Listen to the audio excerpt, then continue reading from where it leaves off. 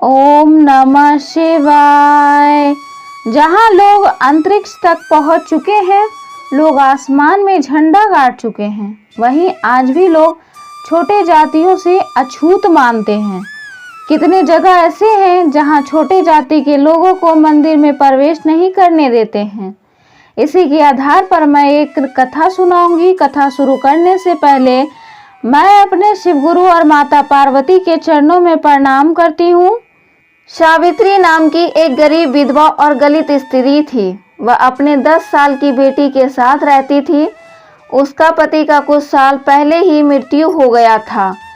तब उसने अपनी बेटी का अकेले ही पालन पोषण किया था। वह गांव भर में झाड़ू लगाने का काम करती थी तथा इसके साथ ही गांव के शिव मंदिर के बाहर भी झाड़ू लगाने का काम करती थी। कुछ ही दिनों में सावन मास की सोमवार शुरू होने वाले थे। तभी सावित्री की बेटी अपनी माँ से बोली, माँ, इस बार मैं भी सोमवार का व्रत करूँगी। सावित्री अपनी बेटी से बोली, और यह व्रत करने के लिए अभी बहुत छोटी हो, तुमसे नहीं हो पाएगा। यह व्रत बहुत ही कठिन से होता है, क्या तुम इन्हें नियम से कर पाओगी? तो सावित्री की बेटी बोली, हाँ माँ, मैं कर लूँगी। यह सुनकर सावित्री बोली, ठीक है, तुम्हारे साथ मैं भी यह व्रत करूँगी। इस तरह माँ बेटी व्रत करने की तैयारी शुरू कर दी। सावित्री ने इधर उधर से कुछ पैसों का इंतजाम करके पूजा का सामान खरीद लाई और फिर पहला सोमवार व्रत था। माँ बेटी मिलकर दोनों व्रत की। सावित्री अपनी बेटी से पूछी कि तुम्हें भूख तो नहीं लगी है ना? सावित्री की बेटी हंसते हुए बोली, भूख तो लगी है माँ, लेकिन ज़्यादा नहीं, थोड़ी थोड़ी लगी है। तो सावित्री अपनी बेटी से बोली, ठीक है, हम शिव जी के मंदिर जाकर शिव जी के पूजा करने के बाद हम फलाहार कर लेंगे। दोनों माँ बेटी शिव जी को अर्पित करने के लिए थोड़ा सा फूल और बेलपत्र लेकर मंदिर जाती है। उन फूल और बेलपत्र के सिवाय अर्पित करने का और कुछ भी नहीं था। मंदिर प्रवेश करने पर मंदिर के पुजारी द्वार पर ही उन दोनों को फटकार लगाते हैं। पुजारी जी बोलने लगे, ए, कहाँ घुसी जा रही है? तुझे पता नहीं है कि तेरी जाति के लोग को मंदिर आना मना है? तो सावित्री बोलने लगी, पुजारी जी, शिव जी के लिए तो उनका सारे भक्त एक जैसा होता है, फिर भेदभाव हमारे साथ क्यों किया जाता है? हमारा ही मंदिर में वर्जित क्यों है? तो पुजारी जी बोलने लगे कि तुम हमारी बराबरी करोगी? होती कौन हो? सदियों पुरानी रीत बदलने वाली अपनी जात तो भूल गई? सावित्री पुजारी जी से बोली, पुजारी जी, मुझे नहीं तो कम से कम मेरी बेटी को ही अंदर जाकर फूल चढ़ाने दीजिए। पुजारी जी बोले, तुम अपनी बेटी के मोह माया में हमारा धर्म भ्रष्ट करेगी, चुपचाप यहाँ से चली जाओ। और तभी मंदिर के कुछ लोगों को बुलाकर पुजारी सावित्री को बेइज्जत करने लगते हैं।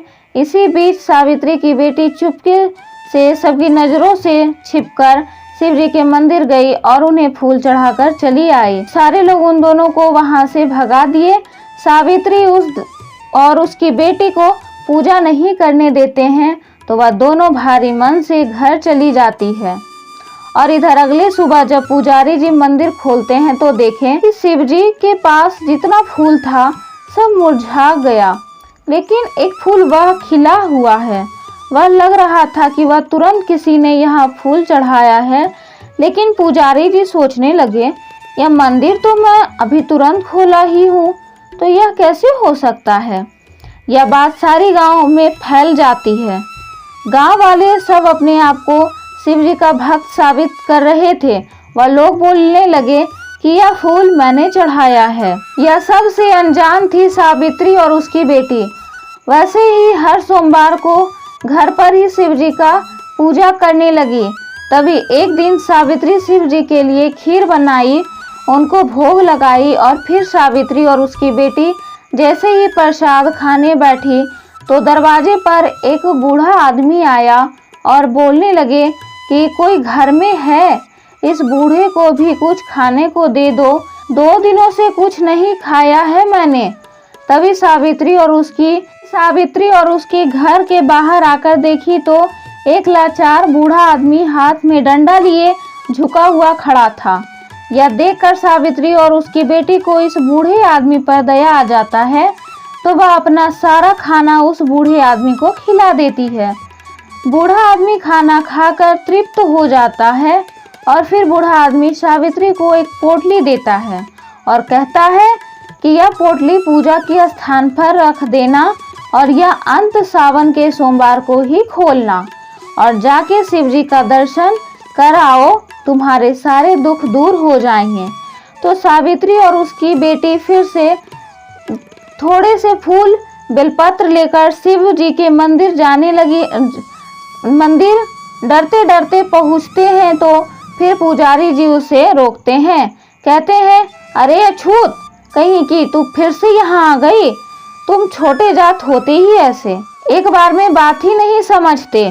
सावित्री बोली, पुजारी जी, शिव जी तो कभी नहीं मना किए, हम लोगों को आपके जैसे धर्म के ठेकेदार ही हमें मंदिर आने से रोकते हैं।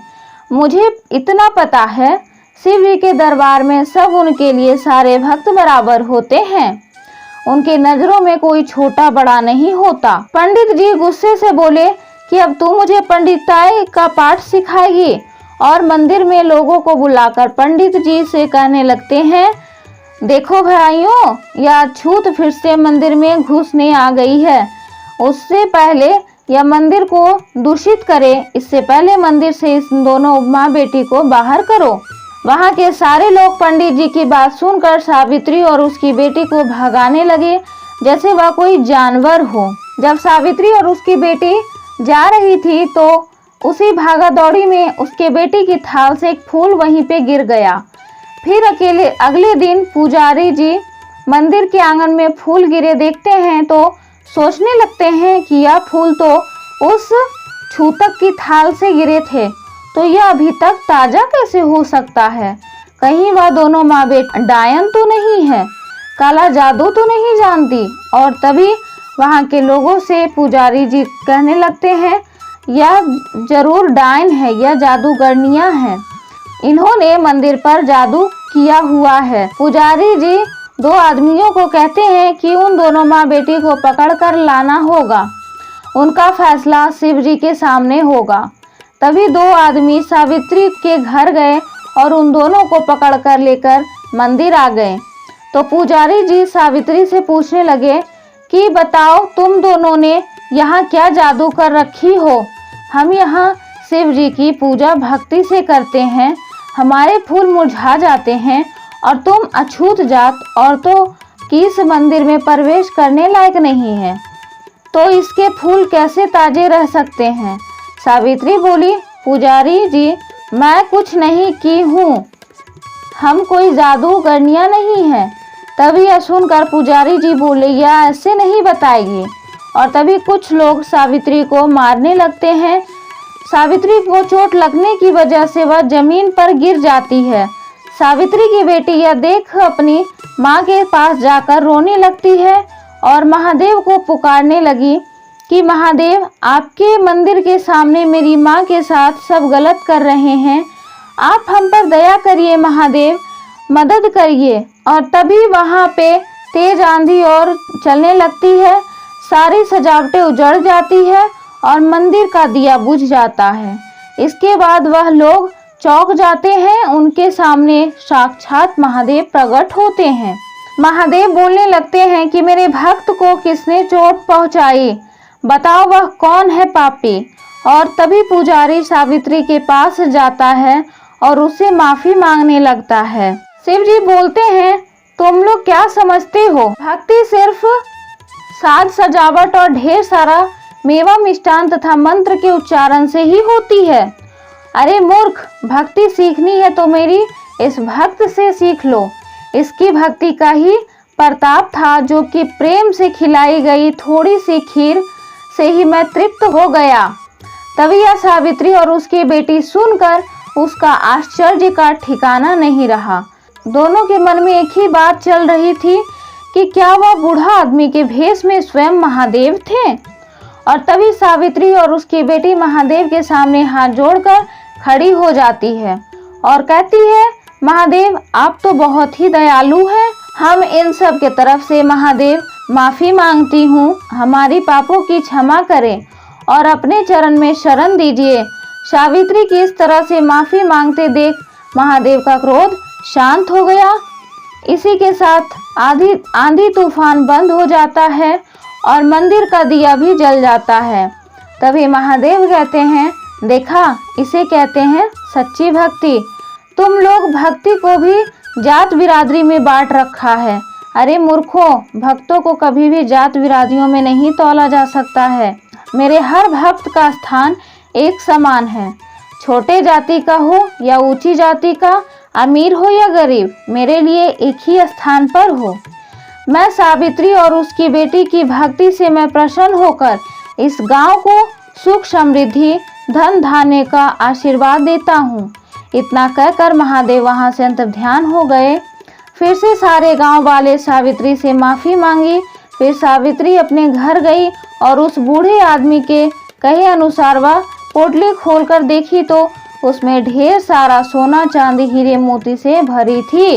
दोनों माँ बेटी खुश हुई और महादेव को धन्यवाद बोली और फिर महादेव की कृपा से सावित्री और उसकी बेटी का जीवन सुखी पूर्वक व्यतीत करने लगी।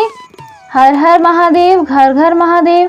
गुरु भाई गुरु बहनों, अगर मेरी वीडियो अच्छी लगे तो मेरी वीडियो को लाइक करें, शेयर करें, मेरे चैनल को सब्सक्राइब करें। वीडियो में अगर बोलते समय मुझसे गलती हो जाए तो मैं क्षमा चाहती